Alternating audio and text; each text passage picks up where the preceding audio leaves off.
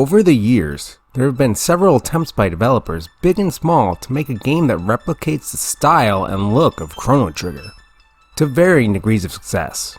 The first quote-unquote Chrono Trigger-like I remember encountering was the game Black Sigil Blade of the Exiled for the Nintendo DS in 2009 by a small development team in Montreal, Canada called Studio Archcraft.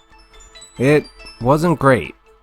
To be fair, I never beat this game and have not played it in over a decade, but from what I remember, though it looked pretty good, some great sprite work, the game itself was a rather unpolished and sluggish affair. I do give the developer props for the attempt. You have to remember, this was before the indie avalanche of games we would see in the years following. So this sort of effort was pretty rare to see back then. A for effort, D for execution. More recently, Square Enix themselves have published a couple games I'd qualify as quote-unquote Chrono Trigger likes. I Am Setsuna, released in 2016, and Lost Sphere, released the next year in 2017, both have elements of Squaresoft's classic featured prominently. For instance, both games feature on-screen battles with dual and triple techniques. Both are solid games, but again, miss the mark by quite a wide margin. Not bad games, but lacking much of the charm that made Chrono Trigger Chrono Trigger. Plus, look at them. They're not great to look at. I'm not sure why they decided to use simplistic, dull 3D models instead of sprites, but I digress. Half-hearted attempts at best, really. So that brings us to the newest contender in the Chrono Trigger successor series, the indie darling Sea of Stars. Backed by a highly successful Kickstarter campaign and developed by Sabotage Studio, previously known for their critically acclaimed indie hit The Messenger, Sea of Stars was shaping up to finally be a real spiritual successor to the masterpiece. JRPG fans everywhere waited with anxious anticipation. I was one of them. Anytime I saw footage of the game, I thought, damn, this game looks legit, dude. I played the demo. I liked it. I wasn't sure that it was going to be the next Chrono Trigger, but I was cautiously optimistic it could be really fucking good. So, I think I'm going to structure this review by discussing everything I really liked, everything I didn't like or wished was better, and then trying to summarize my final thoughts on the game as a whole. I will say up front, I don't think this game is as good as Chrono Trigger. Not many games are, but that doesn't mean it's not a decent game. How good? Well, let's talk about it. Right off the bat, this game looks incredible. There's just so much to love and appreciate in regards to the effort done in the art and graphics department. The character sprites are great, and really do a pretty good job of capturing the essence of the simplistic yet charming look of games like Chrono Trigger. A lot of detail has been paid by the development team here. I especially like all the different animations performed by enemies in this game, as well as the animations of your characters as they traverse through the beautiful world of Sea of Stars. One of my favorite little touches is when the characters spin in place, which is a clear nod to Chrono Trigger. Granted, this isn't really animation per se, but it's a cute little touch. I also really enjoyed a lot of the art direction in the game. Now that's not to say I was in love with all of it, but there's a lot to like. I've always been one to enjoy horror elements in RPGs, as well as grotesque monster designs and macabre imagery in general. I love horror RPGs, or ones that include horror elements in certain sections of the game. If you think back, most classic RPGs have at least a couple sections or enemies that skew towards the world of horror. Who can forget the Phantom Train in Final Fantasy VI, fighting the big skeleton monster in Chrono Trigger, the bloodstains on the floor in Midgar Tower, or the numerous haunted ships any average JRPG player has been on in their game-playing lives. Sea of Stars is a game that, to maybe some players' surprise, leans heavily into the horror subgenre. There are many ghouls and ghastly goons to battle, and I really love how creatively grotesque some of the designs are. Heck, the main baddie is named the Fleshmancer. That sounds like an awesome 80s horror movie to me. Why doesn't that movie exist? Maybe it does. I'm like 86% sure I saw that as a poster in the Video King I frequented as a kid. I digress, but this alone should give you a hint of what you're getting into. I'm surprised there aren't many other reviewers that have mentioned this. Granted, the game isn't all doom and gloom. Many of the backdrops are full of bright colors and picturesque landscapes, but there is such a vast array of horror imagery, especially in the enemy design, that I feel to be a distinguishing characteristic of the game, and one of its greatest strengths actually. Sea of Stars' visual presentation is truly something that should be commended. Sabotage Studio is home to some extremely talented visual artists, and their mastery of pixel art is probably worth the price of admission alone. To go along with the visual design is a music and sound design that is also, for the most part, very good. Sound effects are punchy and complement player and enemy strikes nicely in battle, and tracks by Eric Brown and guest composer Yasunori Mitsuda are mostly pleasant and catchy. I especially enjoy a few of Mitsuda's tracks for the game. The audio-visual experience is obviously a huge part of playing a game, but it is also a game after all. So how does a game actually play? By and large, Sea of Stars is well made and well designed and fun. I think when talking about what the game does right, it's at its best when your characters are traversing and exploring dungeons and other locales. There's something that just feels very satisfying about running, jumping, and climbing around the environments in this game. The team did a really nice job here. Quote unquote, they don't make games like this too much anymore. I play a lot of JRPGs, and if there's an area that I feel like many recent JRPGs have fallen off, is the attention to detail in dungeon and level design. I had been thinking about this for a while now, and playing a game like Sea of Stars really showed me how many games in the genre have been neglecting this element of game design. Exploring dungeons, solving puzzles, and finding secret treasures is where this game truly shines. If all other aspects of the game were done as well as this game would be a certified 10 out of 10. Now let's move on to the battle system. Being a quote-unquote Chrono Trigger-like, when your plucky adventurers encounter enemies, the battles take place right there in the environment. Chrono Trigger was not the first game to do this, but it remains a defining characteristic of the game to this day. There is something about being able to engage and fight enemies without the transition to a separate battle screen that really serves to accentuate the fast and fun nature of the game. It's a game that truly excels in its brisk pacing, and it's this pace that adds to its addictive nature. Sea of Stars is obviously trying to emulate this. The other clear influence in Sea of Stars' battle system is Super Mario RPG. Attacks can be timed to do more damage and land more hits. On the flip side, if a button is pressed at the right time when an enemy attacks, damage can be decreased. I have to say that I do enjoy these sort of timing and rhythm-based components in RPGs, as it makes fights feel a tad more interactive than your standard turn-based affair. That's not to say there weren't moments in which I wished I could just chill a bit more, but overall, it's a net positive. If I had to use one word to describe Sea of Stars' battle system, it would be balanced. Players will be managing magic points, combo points, and something called live mana. And this management of resources serves as a foundation of a very functional and oftentimes fun battle system. Live mana are the nondescript shining balls that fly out of enemies when you land a normal attack. You can absorb these live mana balls to charge up normal attacks or special attacks, with each character being able to absorb a max of 3 balls at a time. MP in the game is quite limited, so each character can only use a couple skills before running out. This is mitigated by the fact that landing successful attacks has characters regain 3 MP for the turn. Landing successful attacks and time skills fills up the last piece of the management puzzle, which is the combo gauge. The combo gauge can be filled up to 3 levels, and using this gauge is where you'll be able to pull off Chrono Trigger-esque combo attacks. Now that I think about it, later in the game there actually is one last meter to fill, and that's the ultimate skill meter.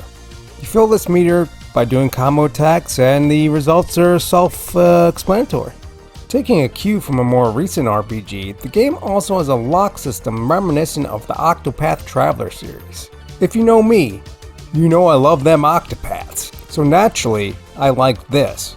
Here, you can break enemy locks by using certain types of attacks. By breaking locks, you can either decrease the damage of an attack or outright cancel it. Overall, this is a well-made system, and you can tell it was heavily playtested to not feel too easy or too hard. Healing and restoring MP outside of battle is handled by different food you can cook, which has a limit of 10 food items at a time. This limit feels just right, not too large or too small. Basically, everything works together to feel tight and controlled. It just feels very polished. That's not to say everything to do with battles is great, and I'll get into that later, but overall, it's mostly well done. Sea of Stars is a well-crafted indie game. There's obviously a lot of things that the game gets right, but sadly, there are also a good deal of aspects about this game that Daddy just don't like. And that brings us to our next section. When a person who loves playing role-playing games thinks of their favorite adventures, I would hazard a fair guess that most people would say that they feel a certain attachment to the story, characters, and world of the games that they love. Whether it's the Chrono Trigger gang trekking through time, Cloud and his buds journeying through Midgar, or some of their Persona buds going to school and fighting demons together, a great quest must feature characters, story, and a setting that is capable of capturing one's heart and imagination. The best video game worlds feel lived in, even if they're full of towns with 5 houses each. A good story in an interesting world can transcend the limits of a video game. And this, my friends, is the first area in which Sea of Stars really falters. In my opinion, the characters in this game, almost across the board, fail to be interesting or compelling. It all starts with the main characters. The Eclipse twins are just not good characters. There's nothing to them. They're barely people. I'd almost rather they didn't say anything at all. There's just nothing human there. I don't even know if I'd categorize them as people. Born from the sky and dropped down by an eagle with the singular purpose of training and fighting monsters, you barely get to see any real personality from them. Continuing with this theme of lack of humanity, now that I think about it, almost all of the characters you get in your party are not even human. Sarai turns out to be a robot. Roshan is a faceless immortal alchemist who at one point replaces himself with a doll. And Beast is just a fucking piece of glass brought to life. None of these are relatable or interesting on a human level. In contrast, each one of Chrono Trigger's characters had a backstory that gave their characters depth. Whether it's Frog's loss of his friend, Luca's memories of witnessing her mother's accident as a child, or Marle's reconciliation with her father, that game has heart. Sea of Stars simply has nothing that can compare to any of this. It does try to manufacture some moments later in the game to try and elicit an emotional response from the player, but for me, they absolutely fell flat. In fact, none of the characters, main or otherwise, really appealed to me. The one character the game uses to provide any sort of human element is Garl. Boy, do they ham-fistedly try and make you care about this lumpy bro. Garl is given quite a bit of personality compared to the other characters of the game, but everything about him is one note. He's a real good guy, not a bad bone in his body. The sweetest person who has ever lived. Other than that, nothing. Everything feels shallow. Everyone is a cardboard cutout. Is this new to RPGs? No. This happens quite a bit, but this somehow feels even more so. The game is decidedly lacking in interesting NPCs as well. Sea of Stars tries to feature this group of pirates that accompanies your crew's adventures to provide some sort of personality and comic relief. I'm not gonna mince words. I hate these corny turds. They're not really pirates anyway. In fact, they don't really have a ship or do any pirating activities. But they're designed to look like pirates because pirates are cool or something? I mean, not to me. I think they're pretty fucking corny. I learned long ago that there are some things that appeal to most people that don't appeal to me. And pirates are one of them. So anyway, We have these characters that look like pirates just because, and the worst one is named Yolande. Yolande has a singular and insufferable personality trait of pointing out and making fun of classic JRPG stereotypes. The shit she says is lazy, low-hanging fruit, and is just not funny. The other crewmates aren't any better. In fact, their personalities aren't much more than their physical appearance. The one dude wears 2 eye patches and has a staff. Apparently he's supposed to be smart and goofy or something. And the other guy gets really buff when he takes his shirt off. I mean, that's it. That's their personalities. Their personalities are a character design. They in no way fit into the game world. We never hear about what town they grew up in or their thoughts on the world that surrounds them. The game world just doesn't feel full of real people. Oh yeah, and the other thing that these pirates do is play instruments at every inn you stay at. I don't know what sort of nostalgia boner this is supposed to be tugging on, but it's corny and I don't like it. If you all remember in my Xenoblade Chronicles 3 review, when talking about the original Xenoblade, the one thing that really bothered me was the fact that the game world didn't feel realistic or fleshed out. It felt about as deep as a surface level fairy tale. I feel the same way about the characters and world of Sea of Stars. It feels like a sketch of a story. The characters feel little more than archetypes. Yes, the JRPG genre is full of this, and I recognize that, but there's something that comes off as insincere in the way the characters are portrayed in this game. Again, I gotta go back to the Eclipse twins. They don't have a compelling backstory. The game never delves into how they were raised. All we know is that they have a friend named Garl. The story and characters in this game are paper thin. If they were any thinner, they might just be sharp to the touch. The world just does not feel lived in. There aren't any kingdoms or conflicts. It doesn't feel like this world has a history outside of the game. But Briz, isn't there a historian named Teeks who illuminates and provides countless details to flesh out the world? No. I mean, yes, there is a character named Teeks, but her stories are lame. They did nothing to help the game world feel alive.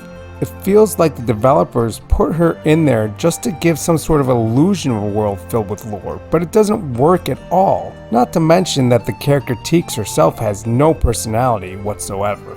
Listen, I will concede that maybe part of this is just that I found the whole premise uninteresting. There are a few twists, but it's hard to care when I was completely uninvested. It's a strange mix, because the environments look interesting, and there are other aspects of the world that maybe could be interesting if they are fleshed out. Instead of really delving into the people of the world, most of the dialogue is nonsensical conversations about some sort of mythical lore surrounding the Solstice Warriors and the steps they need to take to fulfill their goal. I don't know, the focus is just too broad in my opinion. The main characters are mythical beings trying to stop an immortal god. I know I'm kind of being redundant here, but it's just not relatable. On top of that, it feels like the developers are sort of making it up as they go along. It all feels as personable as reading a myth written by some ancient people on clay tablets. You know, before literature was a thing. Mix this with weird, snarky, quote-unquote humor that isn't funny at all, and well, it's all just a huge miss for me. That's not to say that there aren't some cool looking scenes. Some of these moments include really cool visuals, especially later in the game. But I literally said to myself at one point, dude, this would be so cool if I gave a shit about any of this. So yeah, not a big fan of the story or characters. What about the gameplay? After all, I did praise the balance earlier. And overall, yeah, it's not a poorly made game. But that doesn't mean it's great. In fact, outside of the story, character progression, or lack thereof, is the biggest problem I have with Sea of Stars. It is very much baby's first RPG. The game is seriously lacking in customization options and variety in skills. All of your characters get 3 skills and an ultimate skill. The ultimate skill is only usable when a separate gauge fills up, and honestly, outside of boss battles, you're not going to see them very often. You start out with 2 skills and you get a third one about 5 hours in, and that's it, baby. For the next 30 hours, be prepared to use the same skills over and over and over again. It just makes the game feel unfinished. I get that modern game design likes to focus on cutting out archaic, unnecessary elements to give a more polished, streamlined, tight experience, but you gotta give us more than that, man. I'm sorry, it's barely a role-playing game at all in all honesty. I know that Chrono Trigger was also a bit light on RPG elements, but it was a whole nother level compared to this. The characters in this game have little to distinguish them. No matter what you do, you can't really specialize. You can pick stat increases at level ups, but it's all a mirage of choice. No matter what I did, my character's damage output was practically the same. The game forces you to change characters to break down the random element locks, but beyond that, the characters are interchangeable. It's tightness to the level of completely erasing creativity. Sure, some Japanese developers make their games loose with tons of nebulous systems, but at least they got the balls to go for it. Sometimes I appreciate a developer who really takes a swing at it, even if they miss. This just feels too safe. The game also advertises its lack of grinding. I'm sorry, but I don't like this. Let people grind. Design a game that takes into account that some people may grind. And let me just say, there is a way to sort of grind, but it's basically useless and fairly difficult to do. Battles of Sea of Stars are well designed, but only when looked at in a bubble. I can see that some of the boss fights were fun, but in general it got old too quickly. There's just not enough meat on these bones. Like the story, the gameplay was too shallow. Fun on the surface, but just not enough there to really dig into. The visual style and charm of Chrono Trigger is something that has transcended the passage of decades of video game history. It's no wonder that developers would want to use the same sort of charming visual style as the basis for numerous video games. Many have tried, but not one so far has managed to get it right. The thing is, Sea of Stars does get so much of it right. In fact, recently, several clickbaity articles have detailed how Chrono Trigger's developers have went on to praise Sea of Stars.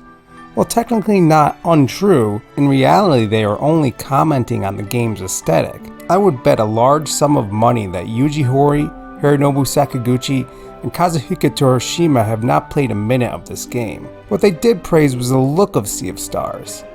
I also kind of find it funny that this website called it quote-unquote story rich. And they should praise the look of Sea of Stars. This is the closest any developer has come to creating a game that looks like Chrono Trigger. I love the way the game looks. On the other hand, playing Sea of Stars made me further realize that Chrono Trigger was so much more than its looks. It's a game that has a surprising amount of depth packed into its 20-hour runtime. It's a game whose simple story found ways to effectively create memorable and relatable characters while using a minimal amount of dialogue. It had a story that was interesting in a world filled with wonder. It used relatively simple sprite-based graphics to depict lovable characters and timeless scenes. It was a masterclass of pacing and event planning, and truly the work of artists who are at the height of their combined creativity. You can make a game that looks like Chrono Trigger, but you can't recreate its soul. What Sea of Stars is a husk of a classic game. I commend Sabotage Studios for their hard work on Sea of Stars. I think they are a studio full of very talented artists and some people who truly have love for retro games. They've done some great things in the indie retro space. But if they ever create another RPG, I really think they need to get an outsider to write the story and characters for the game. I think the studio overall has a great understanding of certain aspects of retro gaming. The game is at its best when you're running around exploring its beautiful sprite-based environments. But the studio needs help in the story department. Having said that, I hope that the press the game has received continues this trend of independent developers taking their stab at making games that channel classic Japanese role-playing games. Many classic games in the genre have such magic and charm. The classic RPG style is still completely valid and beautiful in its own right. Sure, there are many examples of companies like Kemco cheaply and soullessly trying to make very simple games that use the classic JRPG formula. But there's a huge difference between that and games that are made with intention and meaning. I think the classic framework can still be used to create incredible stories and art. I do think Sea of Stars was made with a lot of intention and purpose. The makers clearly were coming from a spot of great reverence for games like Chrono Trigger. If I only were to have played one dungeon of Sea of Stars, I would have really believed they nailed it. I think that dungeon crawling is where the game shines, and playing through just one section would not have given me enough time to realize that the game's battle mechanics, character progression, and story are a fair bit more shallow than I was hoping for. Sabotage did some things really well. On a surface level, it is the closest we have come to getting a Chrono Trigger successor. But in the end, it's not one. Playing Sea of Stars made me realize just how genius and how wonderful a game like Chrono Trigger is. It made me love that game more. Sea of Stars is a good video game, but it's not anything more than that. It feels like a good, well-made video game by a talented bunch of indie developers. If you want to be called one of the greats, that's just not gonna cut it. I give Sea of Stars an 8.0.